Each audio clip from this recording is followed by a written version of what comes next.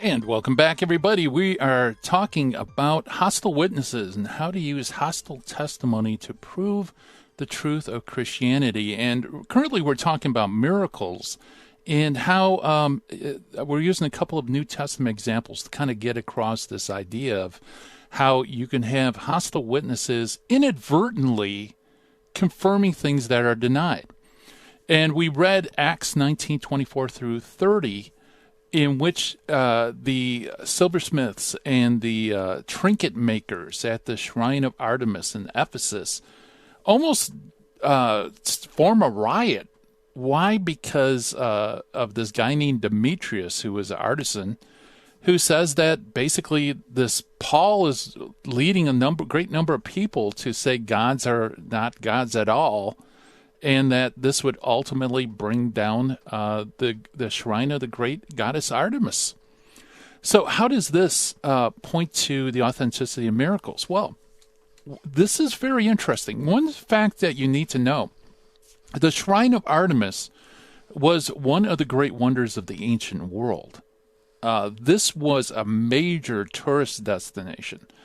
So we're not talking about some little rinky-dink shrine, pagan shrine out in the middle of nowhere.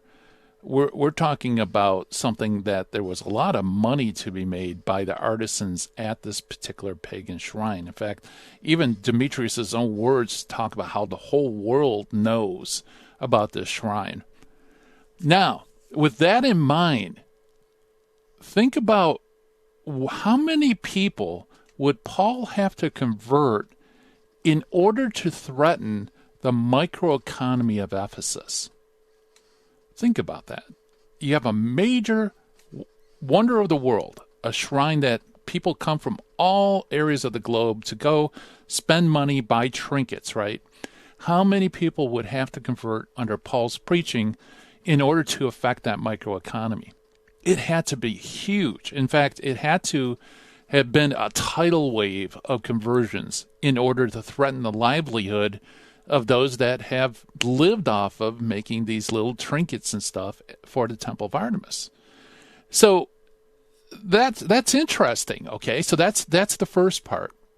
There must have been obviously a huge groundswell of conversions that would frighten the artisans and threaten the microeconomy in Ephesus. That's huge. Okay, the next question is, was it Paul's preaching that did that, or was there something else going on? Now, of course, he's preaching that the gods made by hands aren't gods at all, right? Against idolatry. But quite frankly, Jews were all over the place preaching the exact same message that idols aren't gods, right? So what is it about Paul's preaching that caused this eruption of conversions that was missing by his Jewish counterparts who had the exact same message?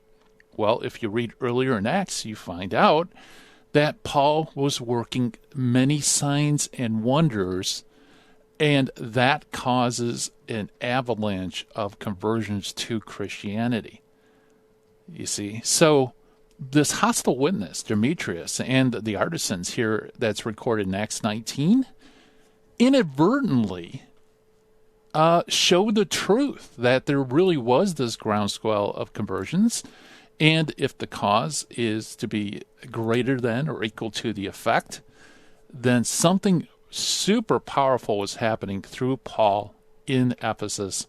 And all you have to do is go to the Christian source to find out what that is, and that is Paul was working miracles and wonders so powerful that people were becoming Christian in droves.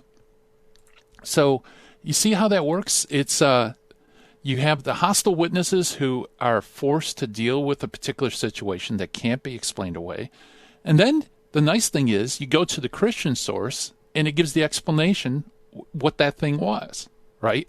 So you have Christian sources or friendly sources that give a positive explanation. Then you have the hostile witnesses that react to it. And I think this is very powerful for defending the faith because it turns a one-dimensional defense of Christianity and Catholicism, we'll get into that in a second, into a multi-dimensional, real-life situation, because you're not only just having claims, you're also having reactions to those claims. Okay. Now, what I love to do here, let's move from the New Testament, because New Testament, you can have people saying, well, this is a friendly source. Maybe they were just really, really creative and they were able to come up with ideas to make it seem realistic, but outside of the New Testament, you don't find this. Well, actually, you do. And so I'd like to go to another hostile witness, writing a few decades after Paul, and that is Pliny the Younger. Pliny the Younger is a pagan historian, and we have authentic letters from Pliny. Okay. And Pliny actually is the governor of Pontus and Bithynia, which is basically in northern Turkey, modern-day Turkey. So he's northern Turkey, and he's a Roman governor. He's a pagan, okay? Not only is he just a pagan, but he's a pagan that really doesn't like Christianity very much, okay? In fact, he's persecuting Christians, as we learn in his letters. So this person has no favoritism whatsoever for Christianity, but he is a kind of upright pagan in that he realizes that he's putting to death these Christians, but he wants to make sure there's just cause for it. And so he writes a letter to the Emperor Trajan, and this is letter 10, section 97 is what we're going to read. And basically what this is a plea to the emperor to give a ruling. He wants to know what the emperor wants him to do. Okay.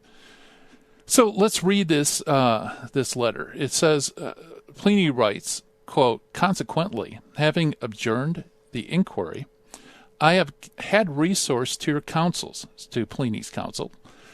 "Indeed, the matter seemed to me a proper one for consultation, chiefly on account of the number of persons imperiled. For many of all ages, in all ranks, of both sexes, are being called and will be called into danger. Nor are cities only premated by the contagion of this superstition, but villages and country parts as well." So what's going on here? He's writing to Trajan.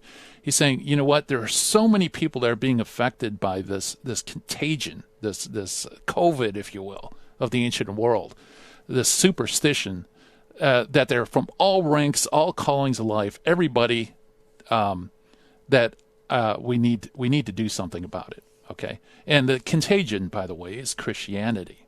Okay, because it's spreading just by leaps and bounds throughout the ancient pagan world at this point. This is around, I believe he wrote somewhere around 110 AD, roughly around the time of Ignatius of Antioch. And he continues, he says, "But it seems possible to stop it and cure it.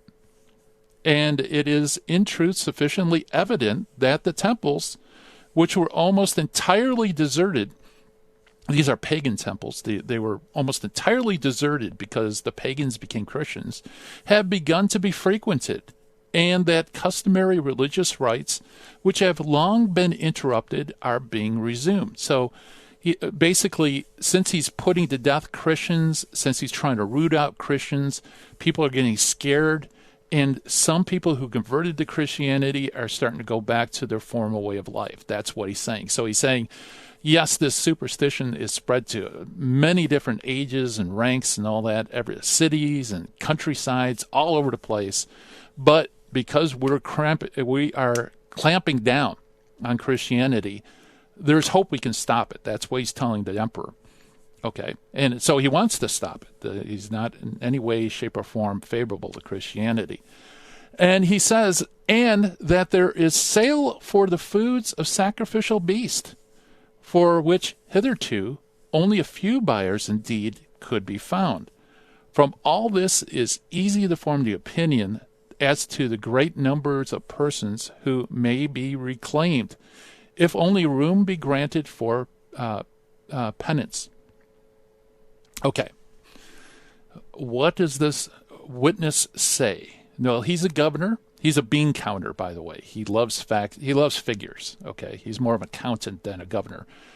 He is going around in Pontus and Bithynia trying to clamp down and crush the Christian movement, which is spreading like a contagion, like he says. And he thinks that he's making headroom. Why? Because the temples are starting to be filled again. And guess what?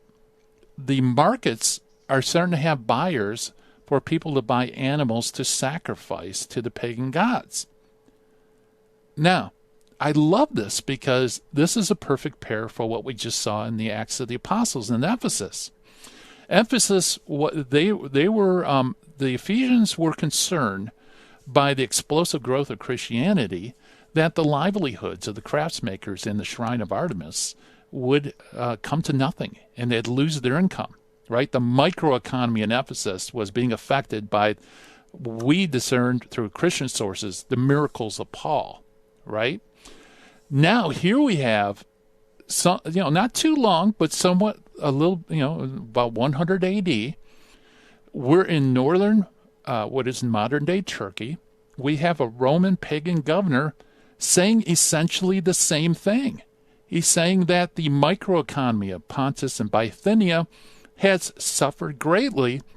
Why? Because pagans have become Christians and they're not coming to the temple to sacrifice animals. And so the markets that sell the animals don't have buyers.